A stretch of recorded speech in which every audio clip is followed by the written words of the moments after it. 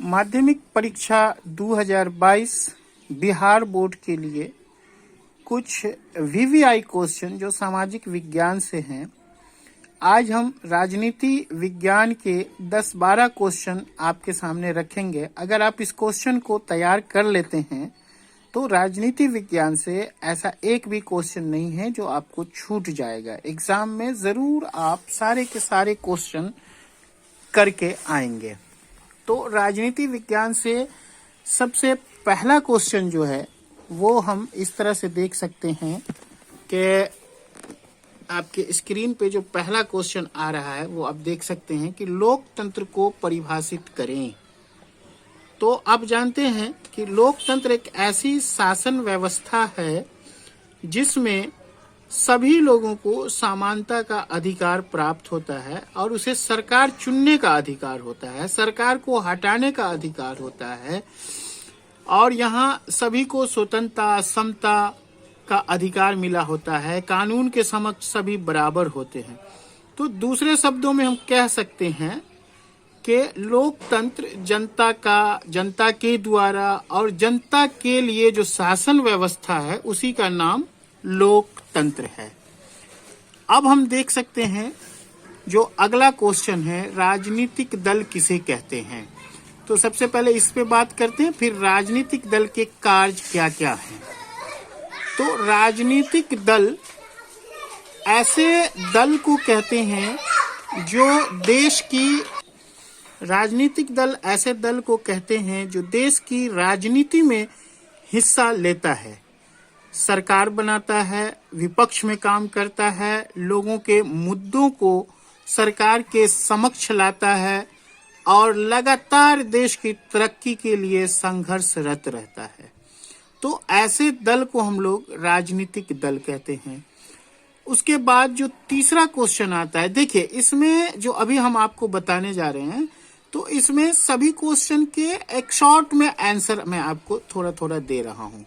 अगर आपको इसका पूरा आंसर चाहिए तो इसे सब्सक्राइब कीजिएगा जरूर। इस पे अगले दिन आपको सारा का सारा आंसर मिल जाएगा और अगला भी कुछ गेस क्वेश्चन मिलेगा जो वीवीआई क्वेश्चन है।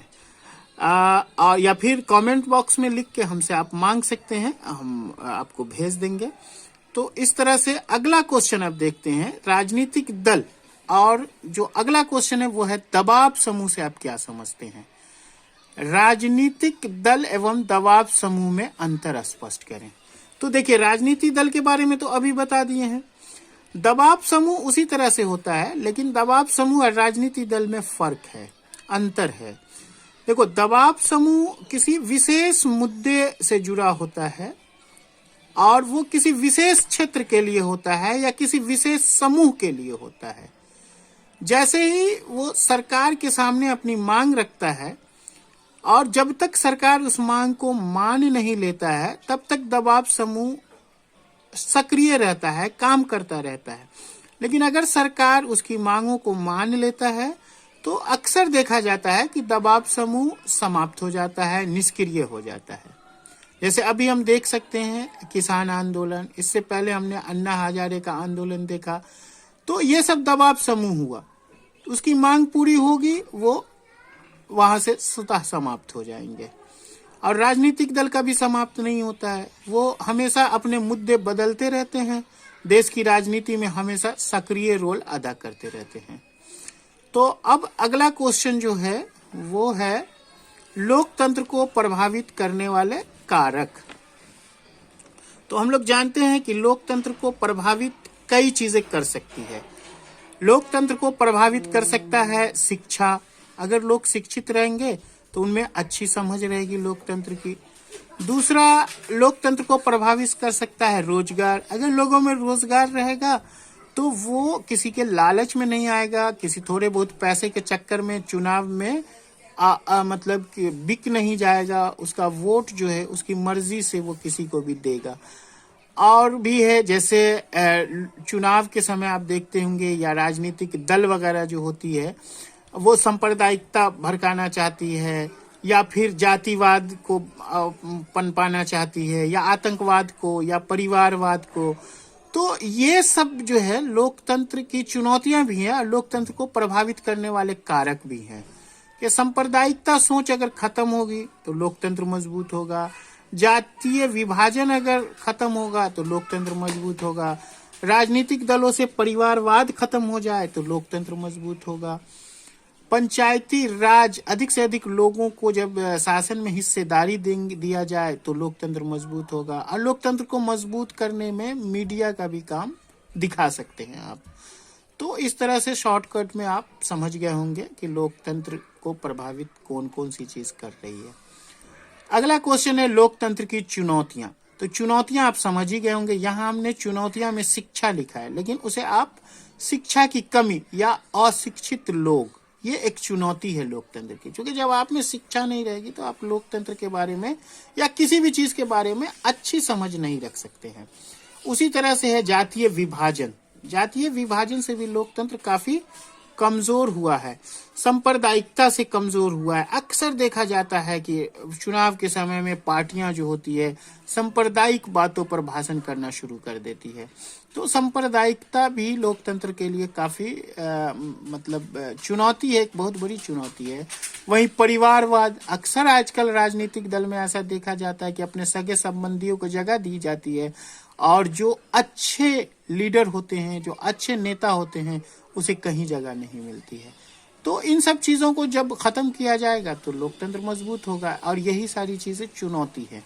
परिवारवाद आप समझ ही गए कि परिवारवाद जब पार्टियां जो होती हैं, जो राजनीतिक दल होते हैं, अपने दल में अगर अपने सगे संबंधी को, अपने भाई भतीजे को जगह देती है तो इसी को परिवारवाद कहते हैं। दल बदल कानून क्या है, इसे भी हम लोग जानते हैं कि अक्सर देखा जाता था कि कोई व्यक्ति किसी और दल से चुनाव लड़के किसी और दल में चला जाता, तो इसके लिए भारतीय संविधान में एक कानून बनाया गया और दल बदल पे रोक लगाया गया। तो ये एक कानून है जिससे कि जनता जिसके लिए चुनती है लोग उसमें रहने पे मजबूर होता है। अभी भी इसको पूरी तरह से पूर्णतः रोका नहीं जा सका है, क्योंकि लोग क्या होते हैं कि चुनाव जीत करके और पार्टी छोड़ देते हैं, फिर सीट निष्क्रिय हो जाती है, उस पर दोबारा चुनाव होता है और वही व्यक्ति दूसरे दल में शामिल होकर उस सीट को जीत लेता है। तो खैर उस पर बहस नहीं है, लेकिन दल बदल कानून मतलब कि कुछ लोग जो दल बदल कर लेते थे चुनाव के बाद, मतलब चुनाव किसी और पार्टी से जीते और चले गए किसी और पार्टी पे, तो उस पे कानून के द्वारा संविधान में कानून बनाकर उस पर रोक लगाया गया है। तो उसी कानून को दल बदल कानून कहते हैं। लोकतंत्र को आप सफल कैसे बनाएंगे? यकीनन जो चुनौतियां हैं उसको खत्म करेंगे, लोकतंत्र मजबूत हो जाएगा। तो अभी इससे पहले हमने देखा है चुनौतियां क्या क्या है। तो भारत में शिक्षा की कमी एक चुनौती है। ये देखो, भारत और बिहार दोनों के कॉन्सेप्ट में पूछा जा सकता है लोकतंत्र की चुनौती। तो दोनों में यही लिखना है कि शिक्षा में कमी जो है लोगों को, उसको शिक्षित बना करके, रोजगार की कमी है तो उसमें रोजगार दे करके, क्योंकि जब पैसा रहेगा तो लोग थोड़े बहुत पैसे के लिए बिकते नहीं हैं। फिर अगला जो होगा, जैसे सामाजिक जो विभाजन है उसमें कमी करके, लोगों को प्रचार प्रसार के द्वारा लोकतंत्र की अच्छाइयाँ और बुराइयाँ बता करके, फिर लोगों में देश हित की समझ पैदा करके, लोगों में सांप्रदायिक सोच खत्म करके, लोगों में परिवारवाद के बारे में सही समझ पैदा करके, ये सब जो है इससे हम लोग क्या कर सकते हैं, लोकतंत्र को सफल बना सकते हैं। और भी बहुत सारी चीजें हैं जो हमने बताया, आपको बार बार बता रहे हैं कि इसे सब्सक्राइब कीजिएगा। हो सकता है कि अगले दिन मैं इसका PDF फॉर्म डाल दूं इस पे, जिसमें सभी उत्तर रहेंगे सही सही तरीके से, या फिर आप कमेंट बॉक्स में लिख के भी हमसे मांग सकते हैं। अगला क्वेश्चन है संघीय शासन व्यवस्था किसे कहते हैं? तो संघीय शासन व्यवस्था एक ऐसी शासन व्यवस्था होती है जिसमें द्विस्तरीय शासन होती है। जैसे भारत में आप देखते होंगे बहुत सारे राज्य हैं, बिहार, यूपी, बंगाल, है ना, जम्मू कश्मीर को अभी 2 भागों में बांट दिया गया जो केंद्र के अंदर में चला गया। उसी तरह आंध्र प्रदेश, मध्य प्रदेश, उत्तराखंड, बहुत सारे राज्य हैं, आप देखते होंगे। तो यह सभी राज्य के अपनी एक शासन व्यवस्था है और फिर केंद्र की एक शासन व्यवस्था है। तो ये दो शासन व्यवस्था एक साथ काम कर रही है। तो केंद्र की जो शासन व्यवस्था होती है उसका कंट्रोल होता है, कहीं ना कहीं उसकी भी पकड़ होती है कि वो राज्य की शासन व्यवस्था पे नियंत्रण रखता है और राज्य को भी कुछ अधिकार प्राप्त होते हैं जिससे वो अपने राज्य में शासन कर सकते हैं। तो ऐसी शासन व्यवस्था को संघीय शासन व्यवस्था, मतलब समझ गए होंगे कि राज्य स्तर पे एक शासन व्यवस्था काम करती है और दूसरी शासन व्यवस्था केंद्र स्तर पे काम करती है। तो ऐसी शासन व्यवस्था को संघीय शासन व्यवस्था कहते हैं।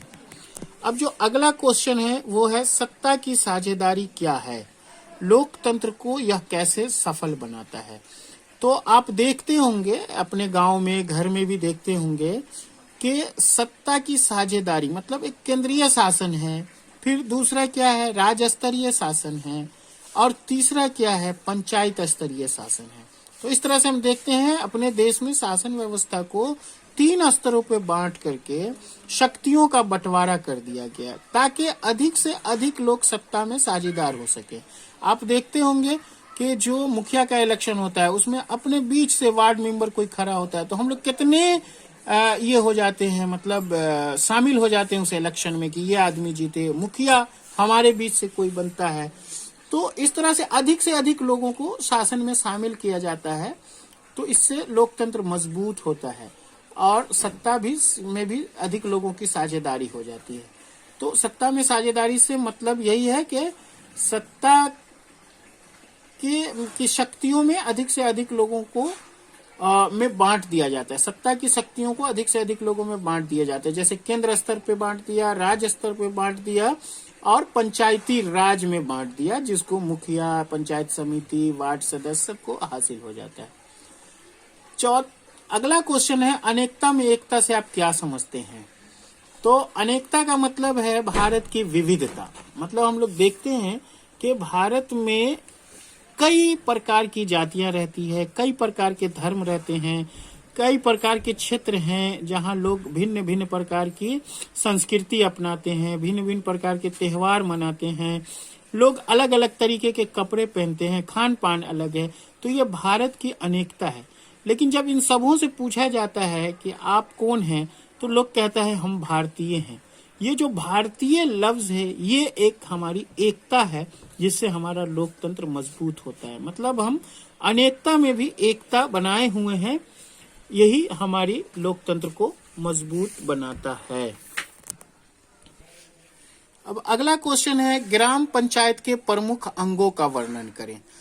तो ग्राम पंचायत जैसे गांव से जुड़ा हुआ चीज है। आप जानते होंगे कि ग्राम पंचायत में एक मुखिया होता है, ग्राम सभा होती है, लेकिन आप इसके बारे में नहीं जानते होंगे कि ग्राम पंचायत में सुरक्षा दल भी होता है, ग्राम सुरक्षा दल भी होता है। मतलब वो एक किस्म का पुलिस प्रशासन दल है। उसमें ग्राम के 18 से 30 साल के जो व्यक्ति होते हैं वो उसके सदस्य होते हैं। जबकि ग्राम सभा, देखो 4 अंग होते हैं। एक होते हैं ग्राम सभा जिसकी बैठक होती है साल में कम से कम 3 बार होनी चाहिए और उसके सदस्य जो होते हैं उस पंचायत के 18 साल से ऊपर के सभी व्यक्ति उसके सदस्य होते हैं। फिर मुखिया, तो ग्राम सभा का जो अध्यक्ष होता है उसको हम लोग क्या कहते हैं, मुखिया कहते हैं। मतलब उसकी अध्यक्षता में ही ग्राम सभा की बैठक होती है। तीसरा जो होता है ग्राम सुरक्षा दल, मतलब जो 18 से 30 साल के बीच के लड़के होते हैं वो उसके पुलिस प्रशासन के तौर पे काम करते हैं। मतलब वो वहां की उस पंचायत की सुरक्षा उस पे निर्भर करती है। और जो चौथा है ग्राम कचहरी है। आप जानते होंगे हमारे यहाँ मुखिया के साथ साथ सरपंच का भी इलेक्शन होता है। तो सरपंच जो होता है वो ग्राम कचहरी, मतलब ग्राम लेवल पे जो एक किस्म का कह सकते हैं कि कोर्ट है, वो न्यायालय है, तो ग्राम कचहरी। तो इस तरह से 4 हैं, 4 भागों में, 4 अंगों में विभाजित है। अगला प्रश्न है ग्राम पंचायत के कार्य, नगर पंचायत के कार्य, नगर निगम के कार्य, है ना, नगर परिषद के कार्य, इन सभी के आय के स्रोत भी देख लेंगे आप। जो कार्य जो है कहीं से भी आप देख लीजिए, कार्य एकदम सिंपल है, BSc में दिया हुआ है। कार्य में आप देखते होंगे नाला बनाना, बिजली के उपाय करना, उसके बाद देखते होंगे नगर निगम या पंचायत जो है अपने छोटा मोटा कर वसूल करता है, मतलब घर का कर, जल का कर, इस तरह का कर सब वसूल करता है। तो ये सब उसका कार्य है। सड़क के छोटे मोटे सड़क की व्यवस्था करना, स्वास्थ्य व्यवस्था को दुरुस्त करना, आपदा आने पे लोगों की मदद करना, ये सब कार्य सबका लगभग यही कार्य लिखना है, समझा। ज्यादा उसमें फंसना नहीं है कि क्या। तो इस तरह से उसके कार्य लिख सकते हैं। अब चूंकि कोई भी जो चाहे नगर निगम हो चाहे पंचायत हो, उसका अपना खर्च भी तो है। तो खर्च के लिए उसके मतलब आय के साधन भी दिए गए हैं कि उसको कहाँ कहाँ से पैसा आएगा, तो वो भी आप देख लेंगे। जरूरत पड़ती है तो राज्य सरकार भी इसको पैसा देती है। वैसे बहुत सारे कर हैं, जैसे जमीन का कुछ कर है, घर का कर है, जल का कर है, दुकान वगैरह का कर है। तो ये सारे कर जो हैं उसको उसकी आय के स्रोत हैं और आवश्यकता पड़ने पर राज्य सरकार भी कर देती है। तो शॉर्टकट में इस तरह से हम आंसर को देख रहे हैं। अगला है सामाजिक भेदभाव। तो आप जानते हैं कि भारत एक बहुत बड़ा राज्य है। यहाँ बहुत किस्म के लोग रहते हैं, बहुत किस्म के धर्म रहते हैं, बहुत किस्म की जातियां रहती हैं, औरत और मर्द रहते हैं।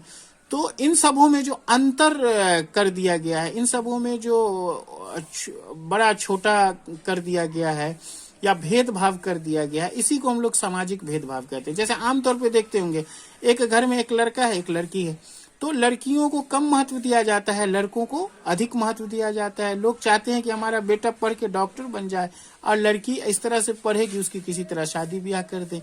तो ये हुआ भेदभाव। उसी तरह समाज में देखते होंगे छोटी जाति के लोग हैं, उसको बड़ी जाति वाले भाव नहीं देते हैं, तो ये भी एक किस्म का भेदभाव हुआ। या और भी बहुत सारी चीजें, कोई धर्म है एक दूसरे धर्म को नीचा दिखाता है, तो ये भी एक किस्म का भेदभाव हुआ। तो ये सब चीजों से लोकतंत्र हमारा कमजोर होता है। तो सामाजिक भेदभाव पे आप कहीं न कहीं बहुत सारी बातों को समझ गए होंगे। इस तरह से हमने आज राजनीति शास्त्र के जो क्वेश्चन थे उसको देखा। अगर आप इस क्वेश्चन को पूरा कर लेंगे तो राजनीति शास्त्र से आपका प्रश्न नहीं छूटेगा और सभी प्रश्न आप करके आएंगे। आप बारी बारी से अब इस पूरे प्रश्न को लिख सकते हैं। देखिए ये धीरे धीरे आपके स्क्रीन पे प्रश्न आता रहेगा और आप इसको लिखते रहेंगे। तो पहला प्रश्न देख रहे हैं, लोकतंत्र को परिभाषित करें। राजनीतिक दल किसे कहते हैं? राजनीतिक दल के कार्य क्या क्या हैं? दबाव समूह से आप क्या समझते हैं? राजनीतिक दल एवं दबाव समूह में अंतर स्पष्ट करें। लोकतंत्र को प्रभावित करने वाले कारक, लोकतंत्र की चुनौतियां जनरली शिक्षा, जाति, सांप्रदायिकता, आतंकवाद, परिवारवाद से लिखना है। उसके बाद है परिवारवाद क्या है? दल बदल कानून से आप क्या समझते हैं? लोकतंत्र को आप सफल कैसे बनाएंगे? संघीय शासन व्यवस्था किसे कहते हैं? सत्ता की साझेदारी क्या है? यह लोकतंत्र को कैसे सफल बनाता है? अनेकता में एकता से आप क्या समझते हैं? ग्राम पंचायत के प्रमुख अंगों का वर्णन करें। ग्राम पंचायत के कार्य, नगर पंचायत के कार्य, नगर निगम के कार्य लिखें, नगर परिषद के कार्य लिखें। इन सभी के आय के स्रोत भी देख लेंगे। सामाजिक भेदभाव क्या है? प्रकाश डालें। और अंत में कुछ क्वेश्चन है आपदा प्रबंधन से, उसे भी आप देख लेंगे। इस पे हम अगले वीडियो में चर्चा करेंगे, लेकिन अभी आप क्वेश्चन देख लें। आपदा से आप क्या समझते हैं? आपदा के विभिन्न प्रकारों का वर्णन करें। भूकंप से बचने के उपाय, सुनामी से बचने के उपाय, बाढ़ के कारण एवं सुरक्षा संबंधी उपाय लिखें। सुखाड़ से आप क्या समझते हैं? इसके प्रभाव को कम करने के उपाय लिखें। सुखाड़ के प्रबंधन, आपदा प्रबंधन किसे कहते हैं? इसके क्या क्या उद्देश्य हैं? बिहार में बाढ़ के कारण और प्रभाव को लिखें।